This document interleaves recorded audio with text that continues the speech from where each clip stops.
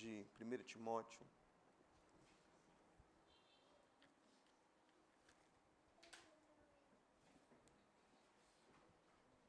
Hoje nós não falaremos sobre o 9º mandamento. Quero falar sobre outro assunto, sobre a igreja, que é a obra de Deus. 1 Timóteo, capítulo 3.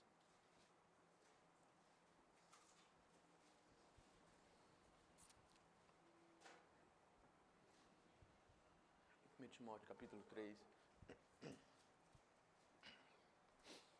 Nós vamos ler o versículo, obrigado, irmão, 14 e 15.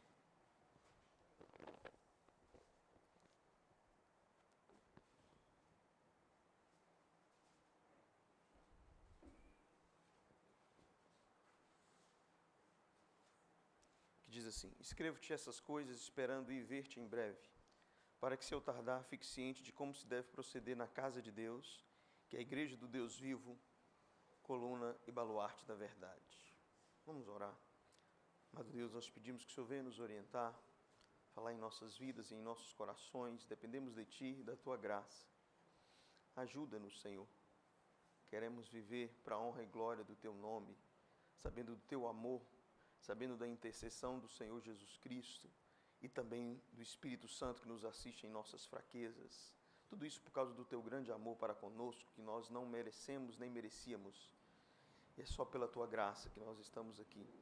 Ajuda-nos a entender a Tua palavra, em nome de Jesus. Amém. Amém, amados. Queridos, eu queria falar um pouco sobre a igreja de Jesus.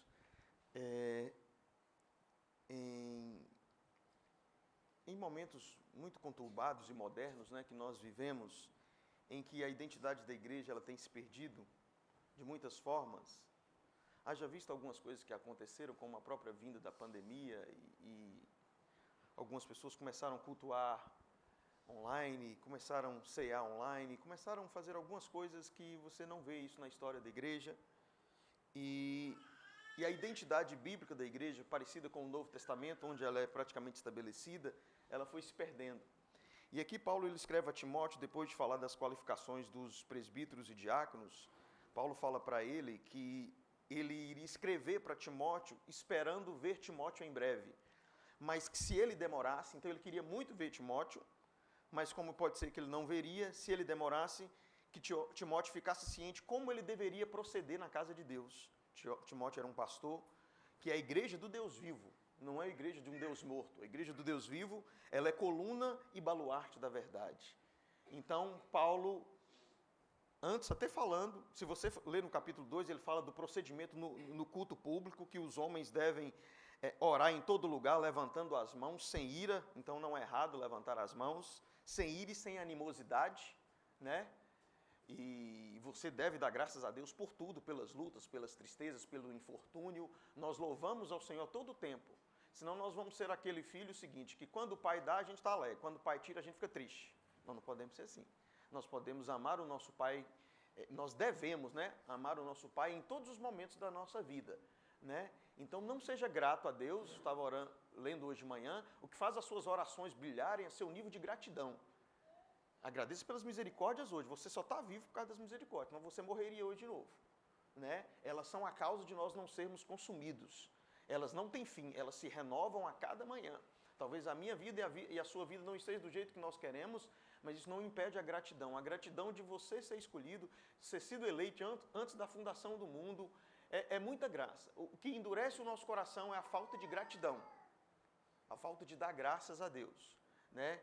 Ela melhora as nossas orações, ela melhora a nossa devoção. O que é louvor? Louvor é gratidão. Quando você canta, você está louvando a Deus por aquilo que Ele é, né? E eu sei que nós temos fraquezas, como o próprio Jó, que acabou se amaldiçoando naquelas lutas que ele estava enfrentando, mas esse não é o padrão bíblico. O padrão bíblico é nós sermos felizes em toda e qualquer situação. Você lembra? Aprendi a viver contente na fome.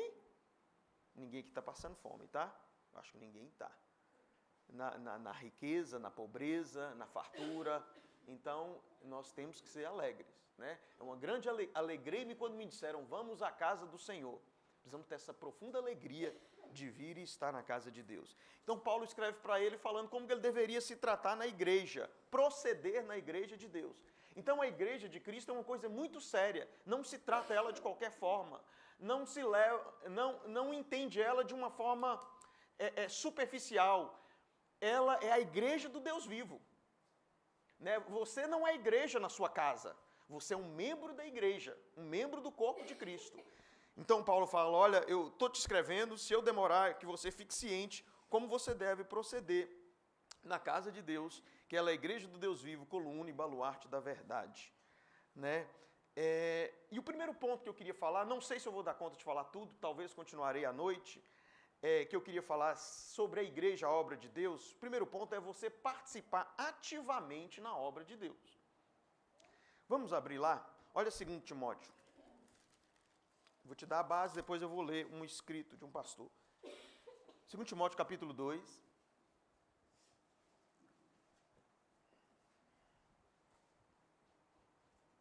Versículo 3 e 4. Olha o que Paulo fala para ele. 2 Timóteo capítulo 2, versículo 3 e 4, o apóstolo Paulo diz assim, ó, Timóteo, participa dos meus sofrimentos. O que é participar? É eu estar incluído. Paulo estava preso, sofrendo, e fala, Timóteo, que a gente pensa que o apóstolo Paulo era o super-homem e não precisava de nada. Eu falei para vocês, acho que foi domingo passado, quando ele escreve, quando ele está quase morrendo, ele fala, venha depressa. Ele está sentindo carência de pessoas ali. Ele está na obra, ele está na igreja, ele está trabalhando. Então, Paulo, participa dos meus sofrimentos. Então, nós temos que participar do sofrimento da igreja de Cristo, da batalha. Nós somos soldados do corpo de Cristo. Pastor, eu estou um soldado ferido, então você tem que falar que você está ferido para a gente saber, para a gente poder te ajudar. Se você não falar, nós não sabemos.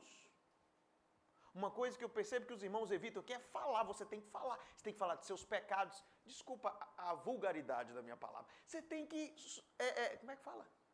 Desembuchar, né? Que fala? Você tem que falar. Estou em pecado, estou assim, está assim, está assim. Você não precisa mostrar que você é forte, nem eu, porque ninguém é. Ninguém é. Não existe super-homem no reino de Deus. A igreja, ela trabalha junta. Paulo fala, vocês têm que participar ativamente comigo, Timóteo. Eu estou sofrendo, participa comigo dos meus sofrimentos, como bom soldado de Cristo Jesus. Você é um soldado, rapaz. Você não é uma criança, não. Pastor, eu estou enfrentando luta, você é um soldado de Cristo. Ele não te chamou para a batalha, ele não te elegeu. Lembra de onde você estava, onde você vivia. O que seria de você se não fosse a graça de Deus? Onde você estaria? Você estaria agora no cerrado, tomando cachaça, brigando com a esposa, com os filhos todos mal criados. Você estaria numa vida, desculpa a expressão, desgraçada, se não fosse a graça de Deus. Olha o que Deus já fez na sua vida. Seja grato.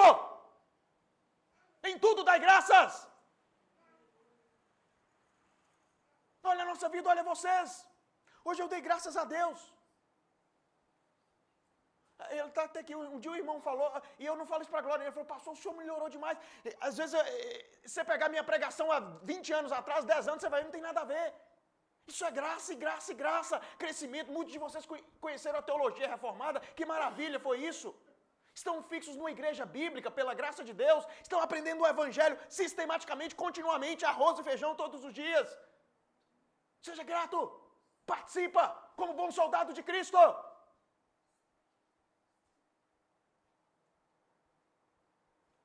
Os profetas queriam talvez desejar ver o que os apóstolos viram. E talvez os apóstolos queriam ver o que a gente viu. Pós-cruz, pós o Calvário. Nós estamos na era da graça. Nós estamos numa era maravilhosa. Não se há melhor momento para a igreja pregar o evangelho. Vou até falar no final, nós compramos mais 100. Luciano vai estar trazendo aí, de você evangelizar. Não se tem maior momento da igreja participar dos sofrimentos de Cristo, como bom soldado. Você tem todas as possibilidades. Nenhuma coisa você atinge não sei quantas pessoas. Você manda um réu de vez em quando chega. Parabéns, olha, pouquinho, gente. Pelo seu réu, 100 pessoas já colocaram o seu réu. Que é aquele bichinho falando da palavra de Deus. Graças a Deus, o Lourenço está me ajudando aí. Lucas não tem tempo, né, tadinho? Para pôr os filmes pequenininhos para mandar para o povo. Porque ninguém quer ouvir uma pregação de 1 hora, né? O povo é assim. Ele fala, participa, você tem que participar ativamente da igreja. E ele diz, verso 4, nenhum soldado em serviço se envolve em negócios dessa vida, porque o seu objetivo é satisfazer aquele que te arregimentou.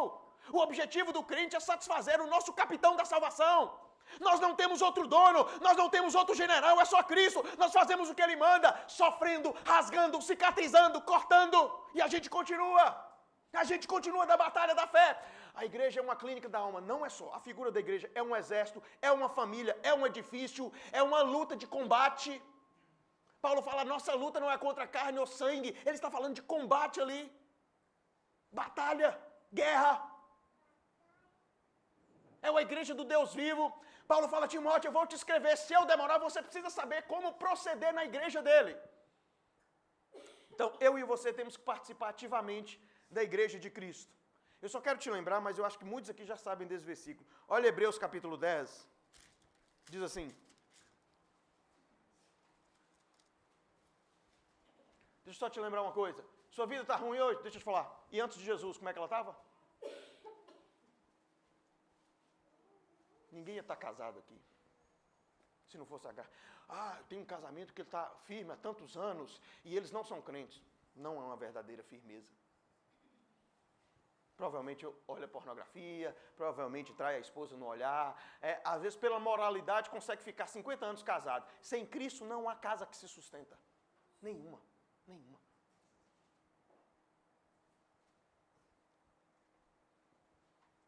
Olha os casamentos dos seus amigos. Olha.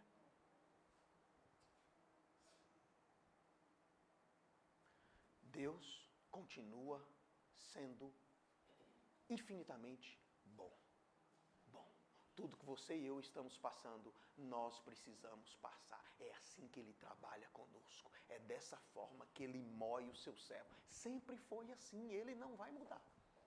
Bom, posso te dar uma dica, a minha e a você. Vamos aprender logo para a mão não vir mais pesado. Ontem eu estava falando até com o meu sogro. Às vezes eu vejo pessoas que estão tão frias na fé e vou repetir o que eu falei quarta. Você está em pé, teme, não te ensoberbeça.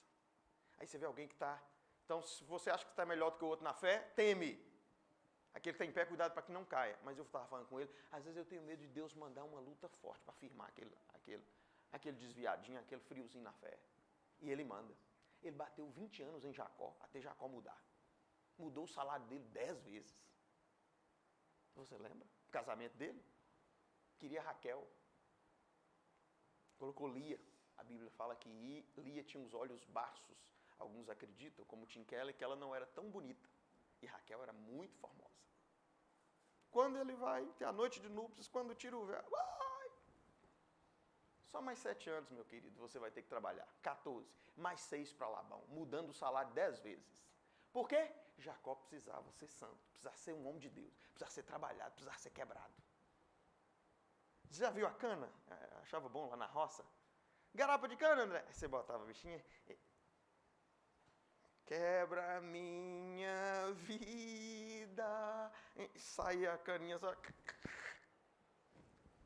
É assim que ele faz. Muda logo, é minha dica. Ele vai fazer, não adianta. Vou repetir, essa queda de braço você não ganha. Deus é Deus. Ele vai trabalhar em você até mudar você. Todas as coisas, o que ele fez com Paulo? O que ele fez com Paulo? Você sabia por que Deus fez isso com Jacó? Ele idolatrava Raquel. Abraão começava a idolatrar Isaac. Quais são os ídolos que estão aí? A hora que ele começou a idolatrar Isaac, eu quero que você sacrifique ele. A palavra Isaac significa sorriso. Deus não pode ter nada mais importante do que Deus na sua vida. E essa é a igreja que Jesus estabeleceu. Paulo falava, Timóteo, eu estou preso aqui. Você tem que saber como é que funciona a igreja, porque é ela que Deus estabeleceu para levar os seus santos avante.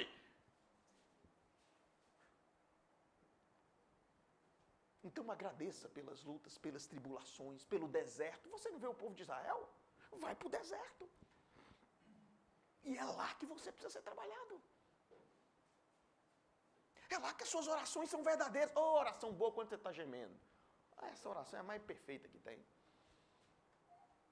Já contei para vocês que os pássaros cantam, alguns deles, quando eles estão muito tristes. Por isso que eles cantam, e cantam bem. Essa música foi feita numa tristeza. Sossegai. Sou feliz também. O homem perdeu suas filhas. Você ainda não perdeu, nem eu e você, né? Nenhum dos nossos filhos. Então vamos ser gratos a Deus. Vamos passar por este vale. No que você passa por este vale, virá outro. Pode esperar. Pode esperar. Sempre é assim. Hebreus 10, 24 diz assim: consideremos também uns aos outros para nos estimularmos ao amor e às boas obras. Então, aqui ele está falando dentro da igreja. Considera, essa palavra considerar, Paulo usa ela em várias situações, aqui em Hebreus usa ela em Romanos, é você entender, tirar a conclusão, considerar, tirar a conclusão, chegar a um denominador comum uns aos outros para nos estimularmos ao amor e às boas obras. A igreja é aquilo que estimula o amor e as boas obras. A igreja estimula você a ter paciência, a igreja estimula você aguentar um irmão, a igreja estimula você suportar uns aos outros e também te favorece, traz benefícios a você, fortalece a sua vida. Versículo 25, Paulo diz: não deixemos de congregarmos como é costume de alguns, antes façamos admoestações, puxemos a orelha do povo, tanto mais quando vedes que a volta de Jesus se aproxima. Você e eu não podemos deixar de congregar. Primeiro ponto que eu estou falando é que você tem que participar ativamente da obra de Deus. Primeira coisa, Paulo fala: Timóteo, eu estou te escrevendo para você saber como se dá, como proceder na igreja do Deus vivo. Segunda coisa, Paulo fala para ele, que eu coloquei aqui, participa comigo dos sofrimentos como bom soldado de Cristo. Nenhum soldado se envolve nas coisas dessa vida, porque o seu objetivo é satisfazer aquele que te chamou para a grande obra de salvação à igreja. E aqui eu fiquei maravilhado com um texto que eu vi o Paul Walsh escreveu, e eu queria ler para você. Eu queria que você prestasse bastante atenção. É um pouco longo. Sinceramente, eu não estou com pressa. Talvez eu vou continuar hoje à noite. Se você não puder vir, em último caso, pelo menos assista. E isso que ele escreveu, ele vai colocar provavelmente num livro que eu achei maravilhoso. Antes de eu ler para você, ele está falando no contexto de... Nos Estados Unidos da América, as pessoas gostam muito de conferências, aqui também. Conferência tal, vamos ver o pregador tal ali, vão assistir fulano pela internet ali, tal. E aí, ele, de uma forma tão bíblica, ele vai pôr... Isso ele falou numa conferência do Ministério G3, e ele pôs todo mundo no pé no chão, e eu achei muito interessante porque ele diz que tem a ver com isso, de participar ativamente na obra de Deus. Ele diz o seguinte, presta atenção: em uma tradição reformada, o fundamento de tudo é a palavra de Deus. Deus fez tudo para trazer glória para si mesmo, elegendo um povo antes da fundação do mundo para serem redimidos por um Salvador que existia antes da fundação do mundo. E ele propôs, em sua infinita sabedoria, que ele seria glorificado na igreja por todas as gerações. Então ele está dizendo que a palavra de Deus é tudo, e Deus elegeu um povo e a igreja antes da fundação do mundo. E na sua sabedoria, Deus seria glorificado na igreja. Depois ele coloca: Deus projetou manifestar a sua grandeza em sua infinita sabedoria e graça. A igreja existe em sua consumação. Deve ser o que existe de mais glorioso das suas obras. Ele colocou que a igreja deve ser aquilo que é um dos mais gloriosos das obras de Deus. Presta atenção. As Escrituras ensinam que a igreja é o pináculo das obras de Deus e a grande manifestação de sua infinita sabedoria. Este elogio é somente a igreja a nível mundial, ou a igreja triunfante no céu, ou também é feito a uma assembleia de santos locais na terra? É uma pergunta que ele mesmo faz. Aí ele responde: todo o trajeto do ministério de Paulo indica que a igreja local está mais incluída neste elogio. Que elogio é este? É o elogio que Deus colocou a igreja no pináculo das suas obras, numa das suas melhores obras. Deus colocou a igreja. Então todo o trajeto de Paulo certifica ou traz base para esse elogio, porque a igreja é para o bem das pessoas locais. Em assembleias reais, assembleia significa juntamento de pessoas. Em locais reais, na história de Paulo, reunidas na Ásia e na Europa, que Paulo trabalhou e laborou durante o seu tempo na terra. Elas não eram numerosas, as igrejas de Paulo, essas igrejas. Eles não eram iminentes segundo a carne, não eram poderosos, nobres, mas Paulo viu nessas igrejas locais os meios pelos quais Deus revela sua glória para homens e anjos. Aí eu coloquei de vermelho aqui. É por essa razão que afirmamos que negligenciar a assembleia local e sua prosperidade espiritual é negligenciar o maior plano de Deus na terra, que é revelar sua glória. Se eu negligencio participar ativamente na igreja, eu estou negligenciando o maior plano de Deus, como ele entende, e Paulo via isso. Você lembra de Paulo? Paulo fala assim, ó, o que me importa é a preocupação com todas as igrejas. A grande preocupação com Paulo era que a igreja de Cristo prevalecesse e os santos crescessem. É isso que ele está colocando aqui. Aí ele diz, existem muitos motivos para glorificar a Deus nessa ressurgência reformada, ou seja, muitos estão aprendendo a fé reformada, especialmente entre os jovens. No entanto, existem muitos problemas que mostram que nem tudo está bem em Sião. Parece que um número significativo de recém-reformados estão mais preocupados com a doutrina, pastores de celebridades da internet, conferências bíblicas e agências missionárias, do que com a igreja local e seus ministérios.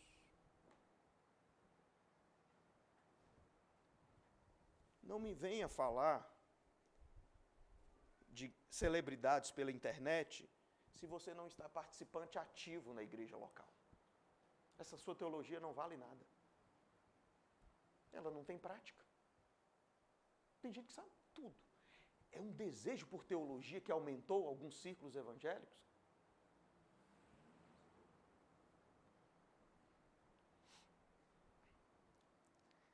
Então, ele dá graças a Deus pela teologia reformada, que eu particularmente conheci em 2011, mas com isso surgiu muito, nem tudo está bem em Sião, muita imaturidade apareceu, né? Pastores, celebridades, conferências bíblicas, agências missionárias e desprezaram a igreja local. Essas coisas são muito úteis, que ele está querendo dizer, que são os pastores, as pregações pela internet, as conferências, as agências, mas ele diz, mas não são os meios primários pelos quais Deus faz avançar o evangelho. Cuidado com o seu povo ou carregar sua glória diante de homens e anjos. O plano de Deus é a igreja local. Sempre foi, porque ela é tão negligenciada e passada para trás, especialmente pelos jovens, provavelmente pela mesma razão, porque uma típica dona de casa não consegue competir com uma supermodelo ou atriz nas telas de cinema. Por quê? Porque a dona de casa é real, com falhas e erros expostos. Não é? Você chega em casa, a sua esposa está com aquela blusa que o pastor lá fala, né? Do Bolsonaro, né? E tal, aquela blusa, aí você fala, bem, fica pelo menos mais bonitinha e tal. Aí quando você olha a supermodelo, aquilo é só lá fora. Aquilo é lindo, distante. Aí ele diz o seguinte, a dona de casa é real, com falhas e erros expostos, mas a atriz é feita e decorada. Mas a dona de casa atenta para a vida cotidiana. Mas as atrizes são vistas em seus papéis mais atraentes, em seus momentos mais espetaculares. Igualmente, a igreja local é algo real. Em seu posto e sem maquiagem, uma congregação de gente redimida no tempo e no espaço, entre o já e o ainda não. É isso que os reformadores falavam. Eu já sou salvo, mas ainda não cheguei lá ainda não. Novas criaturas que não são plenamente novas, peregrinos no caminho de Sião, manchados pelo solo babilônico. A conferência e aquilo que é virtual é diferente, é cheia de pessoas que pensam igual, até mesmo nas nuances mais intrínsecas da fé, e elas sempre aparecem no seu melhor comportamento. Não existem desentendimentos, nem fofocas, nem demonstrações de maturidade. Isso é lindo, né? Você vê Paulo Júnior lá, não tem fofoca nenhuma. Você vê Nicodemo, oh, lindo, maravilhoso. Isso é tudo lindo. Lá longe, virtualmente. Aí ele diz, conferências apresentam 3 a 4 dias de céu na terra, com seus melhores conferencistas que já escreveram mais livros do que o pastor local já leu. Eles têm uma formação acadêmica e são eloquentes, e seus sermões são repletos das maravilhas teológicas mais completas. Eles aparecem de repente no púlpito, falam com lábios de serafim, e então vão embora como Elias numa carruagem de fogo. Mas o pastor local não conhece essa glória. Ele vive no anonimato para a grande comunidade cristã e ainda está debaixo das críticas contínuas do seu povo, dia após dia, ano após ano. Ele tem 3 mensagens por semana semana para preparar, sessões de aconselhamento pastoral, visita ao hospital ou casas e tem uma luta constante contra a fadiga e a dúvida. Ele é um pastor que guarda o seu punhadinho de ovelhas, um sentinela solitário em vigília noturna, um mordomo que dá aos servos de Deus sua porção certa. Como seu mestre, ele não tem majestade, Cristo, como Cristo, alguma para nos atrair, nem beleza para que nós o olhemos. Por esta razão e muitas outras, não é difícil perceber o porquê muitos jovens imaturos ficam deslumbrados com as conferências, os youtubers, como também os grandes autores e músicos de nossos dias. Mas o olhar atento vai perceber que existe sabedoria e o poder de Deus na congregação local e nos homens de Deus que ali servem. Eu fiquei com vergonha quando eu vi. Devemos louvar a Deus pelas conferências bíblicas e pregadores que são usados poderosamente nelas. Louvemos a Deus pela net e muita boa pregação que podem ser encontradas lá. No entanto, essas ferramentas nunca devem competir com a igreja local e os pastores que cuidam das nossas almas. A admoestação de Jesus à multidão sem discernimento é aplicável a todos nós. Não julgueis segundo a aparência, e sim pela reta justiça.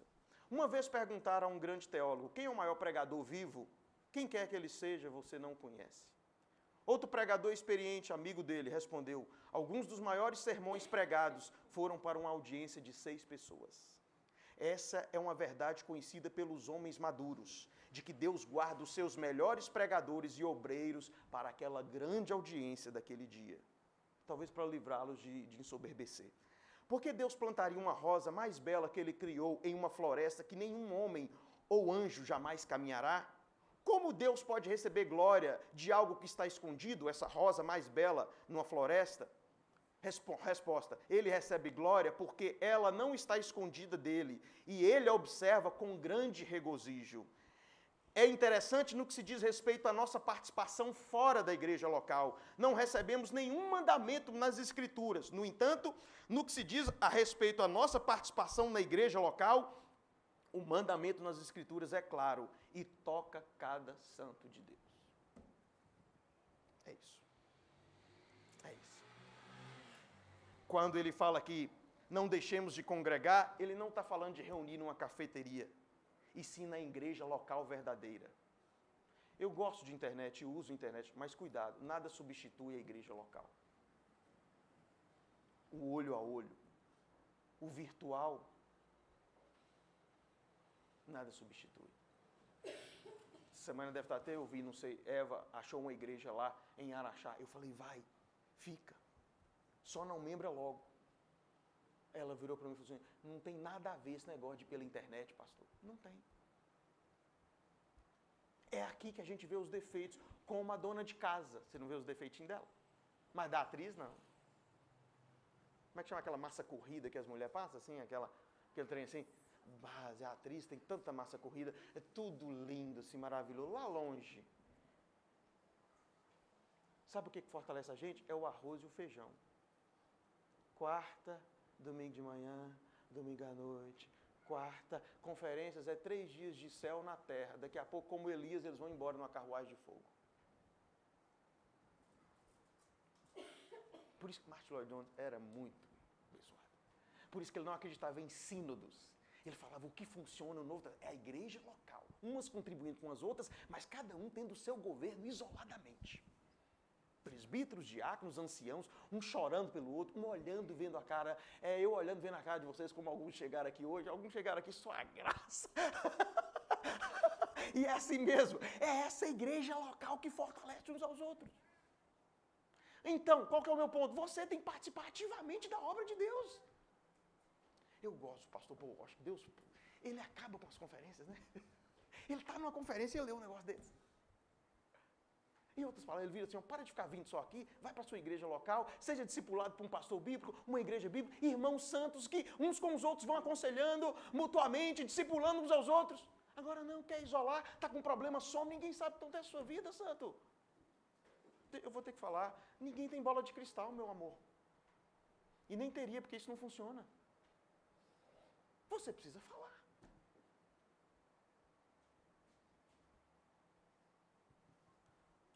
nós estávamos conversando com os homens aqui esses dias. Irmão Lucas até colocou, e eu vou colocar isso. Tem pessoas que entram em crise na igreja e eles somem. E eles fazem uma de charminho, assim. Se ninguém for atrás de mim, eu também não falo nada, não.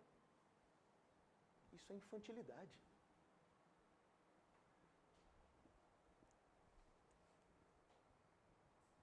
Sem contar que o primeiro culpado é a igreja local, primeiro o pastor, depois vai chegar quem for diácono e presbítero, prepara, vai chegar nas suas costas. Vamos dividir, né, irmão? Tem que dividir a acusação também. É assim. Mas é na igreja local que você cresce. É a igreja local que está com você a vida toda.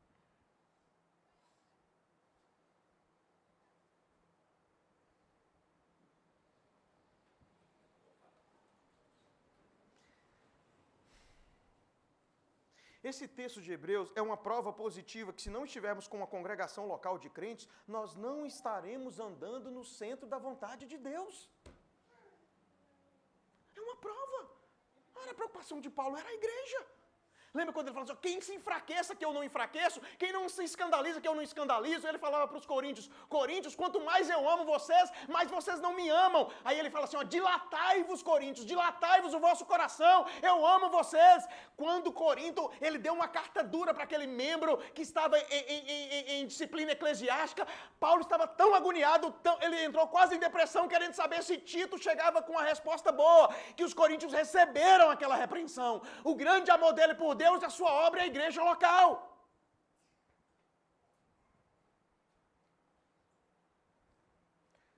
Depois de tudo que eu li, que eu estou falando, a palavra aqui é comprometimento. A ordem não é cumprida por mera assistência, mas por participação ativa no crescimento e na santificação do corpo. Nós nunca devemos pensar que estamos fazendo a vontade de Deus simplesmente porque nós frequentamos uma igreja de boa teologia e pregação expositiva, ou porque... Gente, eu não terminei a fala dele, viu? Estou terminando aqui agora. Eu pensei que eu tinha terminado.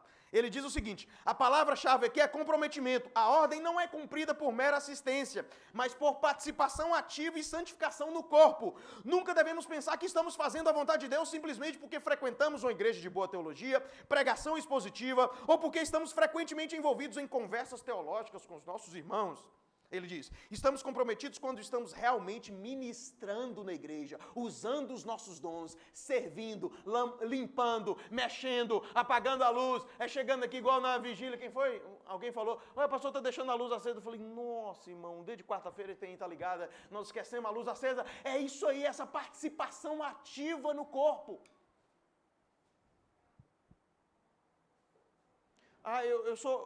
A palavra que ele coloca é comprometimento.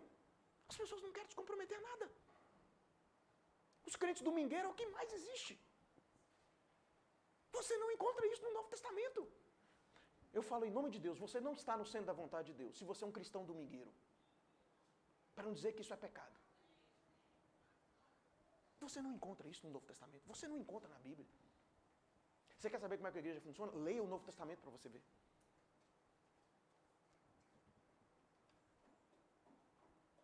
Ah, pastor, eu sei que as pessoas têm dificuldades, mas não é o padrão. De casa em casa, os santos se reuniam, estavam juntos, comiam juntos, viviam juntos, sofriam juntos, alegravam com os que se alegravam, choravam com aqueles que estavam chorando, viviam juntos. O sujeito, sumiu, cadê? Tomou chato sumiço. Deixa passar minha fase. É na fase triste que você fica no meio dos irmãos e na fase alegre também.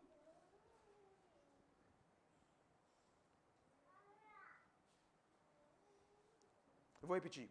Ele diz, não é mera assistência, é participação ativa no crescimento e santificação do corpo de Cristo. Nunca devemos pensar que estamos fazendo a vontade de Deus simplesmente porque frequentamos uma igreja de boa teologia, pregação expositiva, ou porque estamos frequentemente envolvidos em conversas teológicas com os nossos irmãos. Estamos comprometidos quando realmente estamos ministrando na igreja, debaixo da direção dos pastores e presbíteros e diáconos, por causa do menor dos irmãos em Cristo. Quando você se ausenta, você enfraquece o menor dos irmãos em Cristo. E quando você está junto, você ajuda. Eu não sei se é uma doença que eu tenho, né? Não sei se de vez em quando eu fico com uma inveja santa de minha esposa. O telefone dela tem mais gente procurando ela do que eu. Eu falei, isso tem que estar errado. É a graça. Me dá uma alegria quando alguém está com problema e me procura. Você não imagina entender. Só pode ser dom. Eita, gostar de problema. Ah, não, fulano. Não. Eu me lembro que... Fulano, eu lembro isso. A casa da minha mãe... Tem que falar isso baixo aqui, né? O povo mais complicado ia para a casa da minha mãe. E pela graça, né? E eu gostava de ficar perto desse povo. Às vezes eles contavam história, meu pai até dormia, falava, vai contando, irmão, que a gente dorme e tal. Sabe aquela pessoa que não para de falar? Ele fala assim, a participação ativa na igreja não é quando você fica conversando sobre debate teológico, mas é quando você está debaixo da direção dos presbíteros por causa do menor dos irmãos em Cristo. Ele diz, mesmo aqueles que não compartilham nosso interesse em conversa elevada teológica, mas estão simplesmente lutando para chegar no caminho de Sião. Não tem tanta clareza como Paul Washer e tal, ele fala que ele senta perto de Del Carson, a vontade que ele tem é levantar logo, porque os caras, o bacharel que ele tem é na Universidade do Texas, aquela turma Spurgeon, eles têm doutorado para cima, se existe mais, tem pós-doutorado, tem outra coisa ainda disso, o cara é só crânio. Mas ele fala assim, não são debates teológicos, eu e você servimos ao menor dos irmãos, é a participação ativa no corpo de Cristo. Falei, irmão, eu estou aqui para te ajudar. Meu irmão, ninguém está querendo bater em você, não.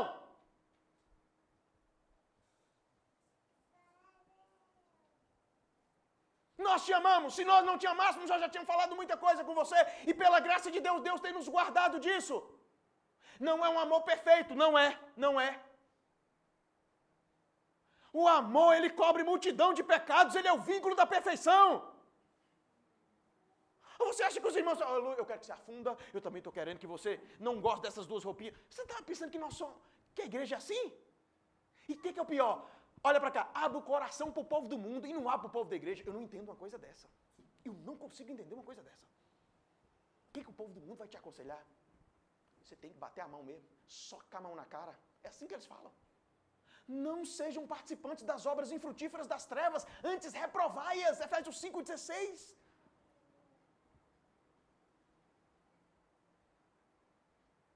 Tá certo que você vai partilhar, às vezes o irmão não vai concordar com você, nós não gostamos de ser contrariados, e tudo se torna pessoal.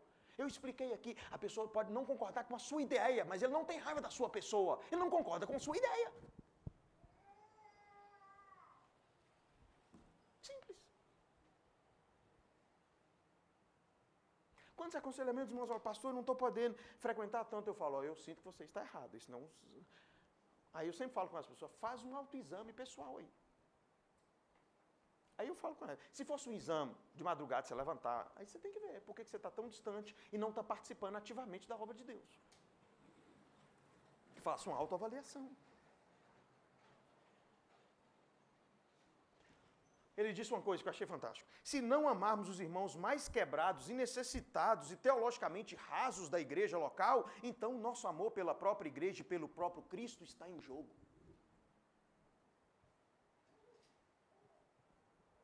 Eu queria só conversar com aqueles que entendem teologia.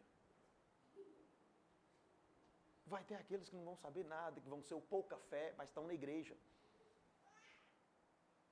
E você fica, e você ama, você participa ativamente por amor a Deus e a eles.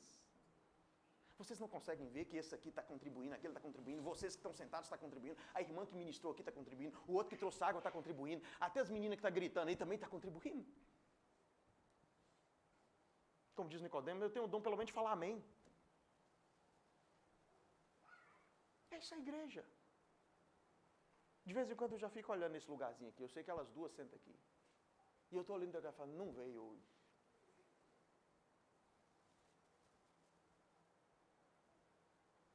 E dá uma tristezinha rápida, mas Deus está fazendo alguma coisa. Encoraja. Nós somos um corpo. Nós não estamos querendo degladiar uns com os outros, não. O que é isso?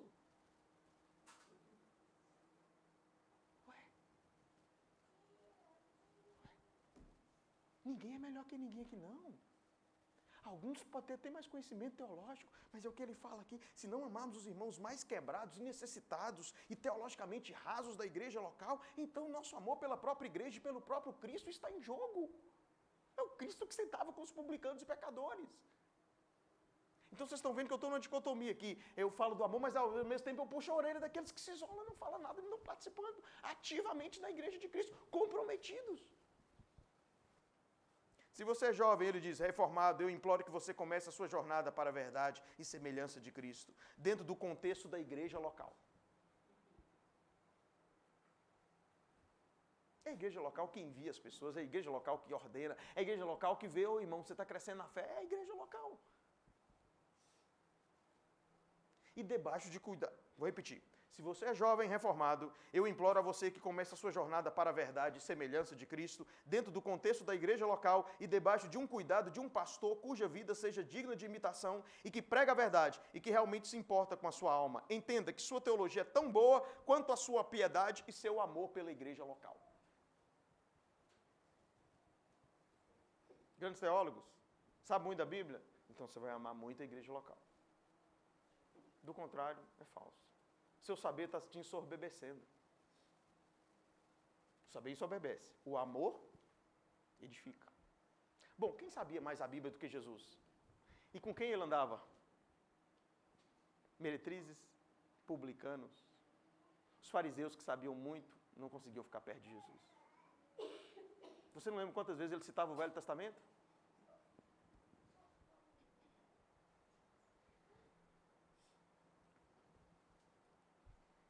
Eles devem, vou repetir, entenda que sua teologia é tão boa quanto a sua piedade e seu amor pela igreja local.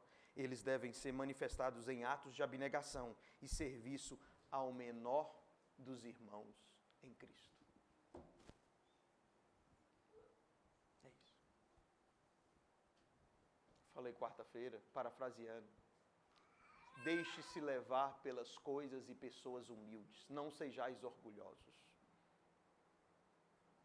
Fica perto de gente humilde. Quer ser mais humilde? Vai no asilo, vai na... A oncologia já está funcionando aí? Ainda não. Vai na oncologia, vai no hospital, pega serviços mais simples, limpa banheiro da igreja. Isso vai te fazendo mais humilde e menos orgulhoso. Trabalha, não reclama, dia de jantar e domingo à noite, eu estou cansado. É assim mesmo. Você vai fazer um almoço uma vez, uma janta na igreja uma vez no mês, e se você dividir em um grupo, fica uma mulher um mês, outro mês, mexeu e virou isso, você vai fazer isso só de 2 ou de 3 em 3 meses. Domingo, janta, é assim, ô bênção, não murmura, seja grato. Você tem uma igreja para jantar, você quer jantar com a turma lá de Serra Branca? Você queria jantar com eles? É um privilégio jantar com os irmãos da igreja, estar no meio do povo de Deus, que tem suas falhas, que tem suas fraquezas e muitas, mas é um povo que ama Jesus. Eu acredito que você ama Jesus, por isso que você está aqui, senão nem aqui você vinha. Agora você precisa se comprometer mais com a igreja local. Você está fora da vontade de Deus, se você não entende isso. Entenda a palavra, participante ativo. Ativo. Isso é o verdadeiro comprometimento. A palavra é comprometimento. Mais um versículo, 1 Coríntios 15.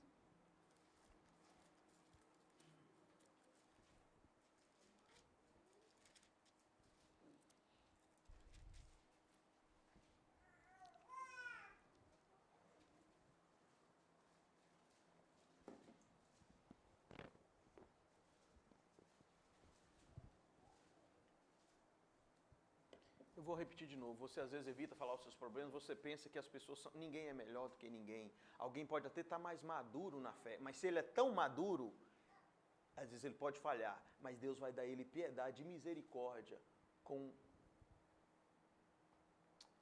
pouca fé. Deixa eu te dar um exemplo antes de ler um versículo. Estava lendo o Peregrino de novo, estou lendo de novo, e... Esperança e cristão, eles encontram pouca fé. Pouca fé estava indo para a cidade celestial, mas pegou um atalho. No que ele pegou o atalho, 3 inimigos, medo, culpa e covardia, chegaram nele. Um roubou outras coisas, outro roubou outras coisas e culpa bateu na cabeça de pouca fé. Bateu, quase matou. De tanto bater, aí esses 3 inimigos, covardia, medo e culpa, ouvem os passos de grande graça. É aquele pastor amoroso, é aquele presbítero, diácono amorosão, que Deus vai dar a essa igreja aqui. Aquela pessoa que você pode bater na cara dela 500 vezes, ele bate de novo. Que Deus nos dê essa graça, chega grande graça. No que eles ouvem os passos de grande graça, eles saem correndo. E grande graça abraça pouca fé. E levanta pouca fé. Aí a esperança fala assim, cristão, mas pouca fé, ele não é crente não. Aí cristão fala para a esperança, ele é crente, sabe por quê? Porque eles não conseguiram roubar dele a palavra, as pedras da palavra de Deus que estava no bolso dele ainda. Roubaram todas as outras coisas, mas isso aí não. Aí cristão falou para a esperança, você tem que diferenciar aqueles filhos de Esaú, que são do maligno, que não teve lugar de arrependimento no caso deles, e aquele pouca fé. Talvez você fale assim, você precisa diferenciar, se você é o Esaú, lembra de Esaú? Esaú quis o direito da sua primogenitura. Ô Jacó, me dá essa comida e logo, você pode ficar com a primogenitura, não quer saber nada de Deus não. Esaú não amava Deus. Pouca fé ama, mas tem fraquezas. E ele precisa do grande coração do lado. Vem. Pega, vem junto. Agora, obedece. Se você não abre seu coração, mas nós vamos te ajudar. Eu tenho falado, reuni com alguns homens essa semana, eu falo com alguns, quem não fala nada é muito difícil se ajudar. Ele não fala nada. Como é que você está? Bom, pastor. Sua família?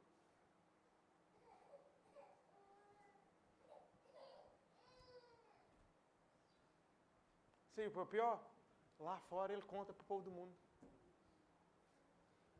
Ou para uma pessoa insensata, ou às vezes até para um cristão insensato.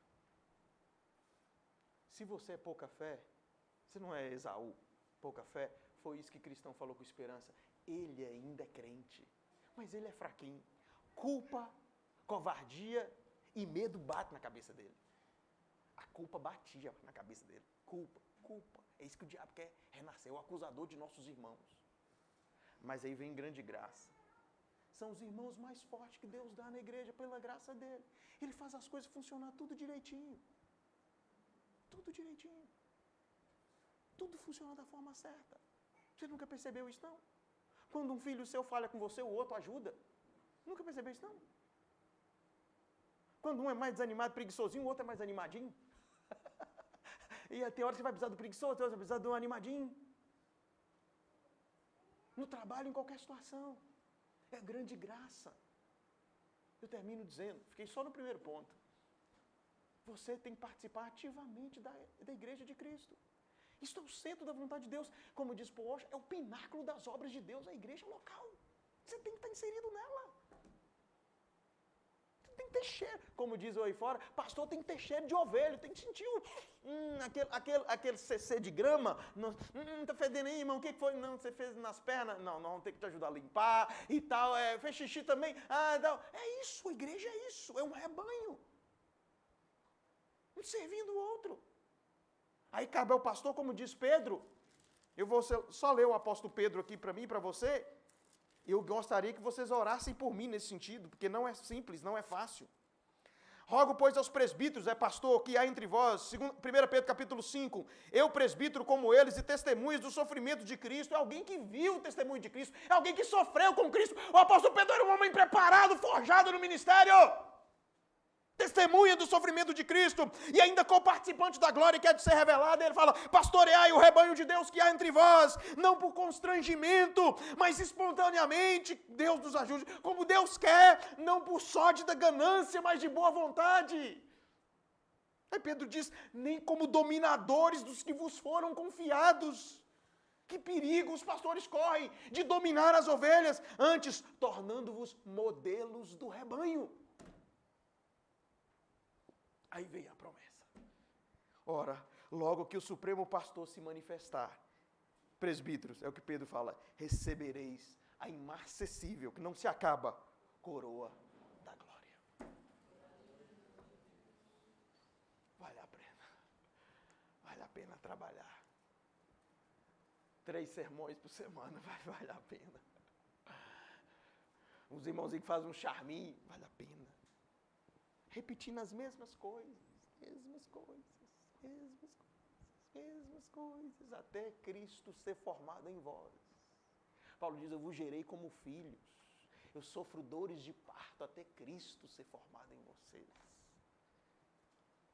Você ora pelos irmãos na fé?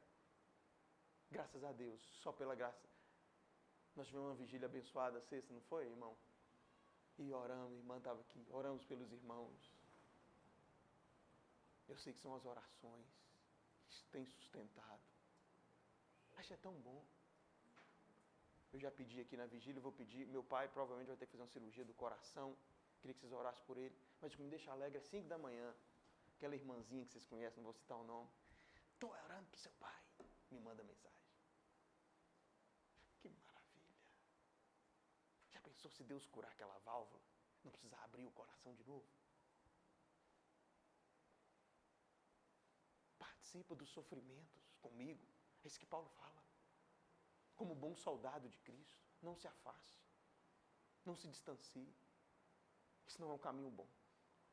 Quando Ló se distanciou de Abraão, ele chegou onde? Sodoma e Gomorra.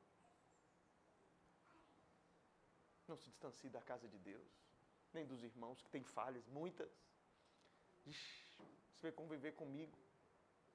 Esse dia eu brinquei com o Giovanni. Você está querendo um pastor perfeito aí, Giovanni? Não, pastor. Eu falei, se você ficar perto de mim, você dá vontade de vomitar daqui a pouco. Não existe perfeição. Estamos caminhando para Sião, peregrinos.